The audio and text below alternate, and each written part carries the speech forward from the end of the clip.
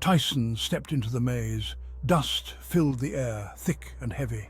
It clogged his throat, tasted of decay. Cobwebs clung to him, ghostly shrouds in the dim light. A few flickering candles lit the path, casting dancing shadows. They twisted and writhed like living things. Tyson felt a prickle on the back of his neck, the distinct feeling of being watched. He swallowed, fear a knot in his stomach. Above a crumbling archway, an inscription. The one who seeks the light must pass through shadows. The air hung heavy, stagnant. Each step raised tiny clouds of dust swirling around Tyson's ankles. He pressed on, deeper into the heart of the maze. The hedges were tall, forming a labyrinth of twisting corridors. They seemed to press in, suffocating him. The silence was broken only by the whisper of the wind through the leaves. He stumbled over a loose stone, his hand finding purchase on a weathered stone bench. A book lay forgotten upon it, its leather cover cracked and faded. Tyson opened it, a diary.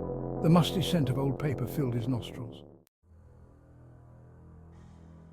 He turned the brittle pages, each one whispering of forgotten secrets. The spidery handwriting spoke of a boy named Ethan, his words filled with a growing dread. Ethan's entries described the maze, the whispers that haunted its paths. He wrote of shadows that moved, of voices that called his name. A chill ran down Tyson's spine. He reached the last entry, the ink blurred as if by tears.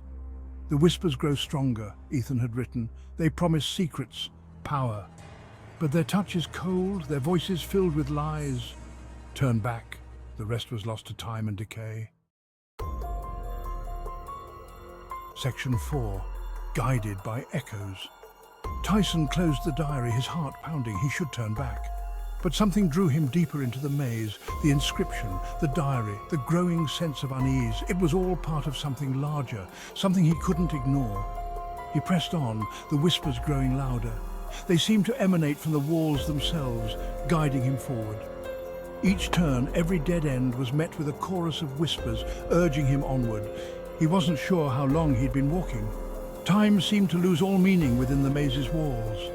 The air grew colder, the shadows deeper, and the whispers, they were no longer a gentle murmur. They were becoming demands. Section 5. The price of curiosity. Finally, he emerged into a small clearing. In the center stood a wrought iron gate, rusted and overgrown with ivy. It was locked, its bars twisted and gnarled.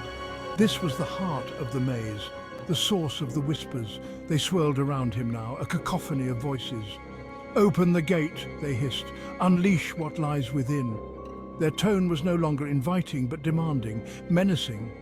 Tyson reached out a hand, hesitant, but as his fingers brushed against the cold metal, the whispers changed.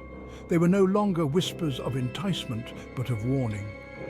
"Turn back," they hissed, their voices echoing with ancient sorrow. "Turn back or face the price of curiosity."